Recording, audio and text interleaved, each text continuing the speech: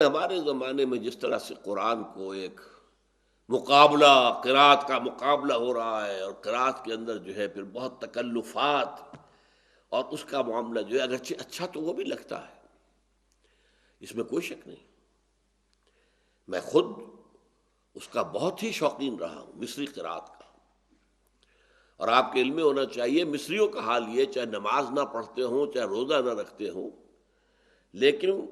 عبد الباسط عبد الصمد کی جو قرات تھی اس کے وہ عاشق تھے۔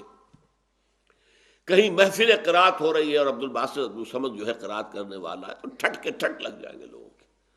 بلکہ کہا یہ جاتا تھا کہ جیسے ہمارے ہاں ایک ملکہ ترنم تھی جو فوت ہو گئی ہے،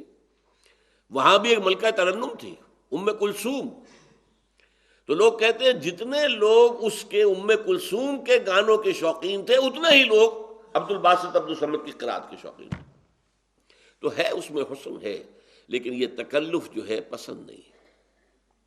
بغیر تصنع کے ہوں۔ میں بعض حدیثیں آپ کو سنا رہا ہوں، حضور نے ایک خبر دی ہے، اور یہ بخاری اور مسلم دونوں کی روایت ہے، کہ ایک زمانہ آئے گا کہ لوگوں کا حال یہ ہوگا، یقرؤون القرآن، قرات کریں گے قرآن کی۔ ایک ہے تلاوت، ایک ہے قرات، وہ جو اب فن بن گیا ہے۔ ولا یجاوز حناجرہم، لیکن وہ قرآن ان کے حلقوں سے نیچے نہیں اترے گا، دل تک کبھی نہیں جائے گا، نہ دل میں داخل ہوگا نہ دل سے نکلے گا۔ یمرقون من الدین مروق السهم من الرمیہ، وہ دین سے ایسے نکل جائیں گے جیسے کہ تیر کمان سے نکل جاتا۔ یہ ہے ایک فنکار، جیسے گویے فنکار ہیں ایسے ہی اس کو بھی ایک فن بنا لیا گیا۔ یہ اسلام میں پسندیدہ نہیں ہے۔ پھر قرآن مجید کی تلاوت کرنا، ایک ایسا شخص جو سودی کاروبار کر رہا ہے قرآن پڑھ رہا ہے، صاف فرما دیا گیا، ترمذی کی روایت ہے حضرت صہیب رومی سے، ما آمن بالقرآن من استحل محارمہ، جس شخص نے قرآن کی حرام کردہ چیزوں کو اپنے لیے حلال ٹھہرا لیا ہو، اس کا قرآن پر کوئی ایمان ہی نہیں ہے۔ جب ایمان ہی نہیں تو تلاوت سے کیا فائدہ ہوگا؟ اور ایک سب سے زیادہ سخت روایت ہے، مسند احمد ابن حنبل کی ہے، اکثر منافقی امتی قراؤہا، میری امت کے منافقین کی اکثریت قاریوں پر مشتمل ہوگی۔ بہرحال اللہ اس سے تو بچائے، لیکن جو میں نے آپ کو صحیح طریقہ بتایا،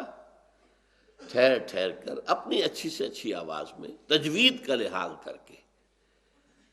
کہ با کیسے نکلتا ہے، تا کہاں سے نکلتا ہے، ٹپ آف دی ٹنگ سے تا،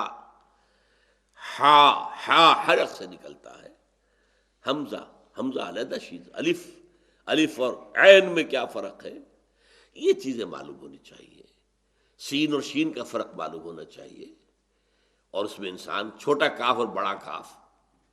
قلق کاف بڑا جو ہے قلقلے کے ساتھ نکلے، اس کے ساتھ جو ہے یہ اپنی جگہ ہے۔ یہ تو جو بھی لوگ، چاہے وہ عمریں ان کی 50 برس ہو گئی ہوں، لیکن اگر انہوں نے قاعدہ یسرن القرآن کسی قاری سے نہیں پڑھا ہے، یا نورانی قاعدہ کسی قاری سے نہیں پڑھا ہے، تو اب بھی وقت ہے پڑھو، تاکہ قرآن کو صحیح طریقے پر ادا کر سکو۔ ورنہ آپ نے عین کو حمزہ بنا دیا تو معنی بدل جائیں گے، بڑی ہے کو چھوٹی ہے بنا دیا تو معنی بدل جائیں گے، آپ کیا پڑھ رہے ہیں؟ اس حوالے سے، اور یہ عام طور پر ہماری مساجد میں جو ائمہ ہوتے ہیں وہ زیادہ اچھے قاری نہیں ہوتے، اس لیے کہ وہ عالم ہوتے ہیں، ان کا سارا زور گزرا لگتا ہے علوم پر، عربی زبان پر، لیکن جو آپ کے ہاں مؤذن ہوں گے، خادم ہوں گے، یہ ہوتے قاری، یہ عالم نہیں ہوتے۔ تو کسی سے، میرے سب سے چھوٹے بھائی ڈاکٹر ابصار احمد، جب انہوں نے بی اے آنرز کر لیا تھا فلسفے میں، تو ایک روز میں نے کراچی میں اس وقت ہم ہوتے تھے سب، وہ بھی تھے، میں نے قرآن پڑھتے دیکھا، تو میں نے دیکھا قرآن صحیح نہیں پڑھ رہے ہیں۔ میں نے کہا دیکھو، وہ سامنے کی مسجد، اور اس مسجد میں بڑی شاندار مسجد، خیر اب بن گئی ہے، پہلے نہیں تھی، اس مسجد کا جو امام صاحب تھے وہ تو بہت ہی بری قرات کرتے تھے، بہت بری۔ اس میں تو ہمیشہ دل میں دعا ہوتی تھی خدا کے لیے وہ کہیں گئے ہوئے ہوں اور اس وقت نماز میں نہ ہو، لیکن جو وہاں کا خادم تھا بہت خوبصورت قرات کرتا تھا۔ تو میں نے ان سے کہا تھا تم نے کر لیا ہے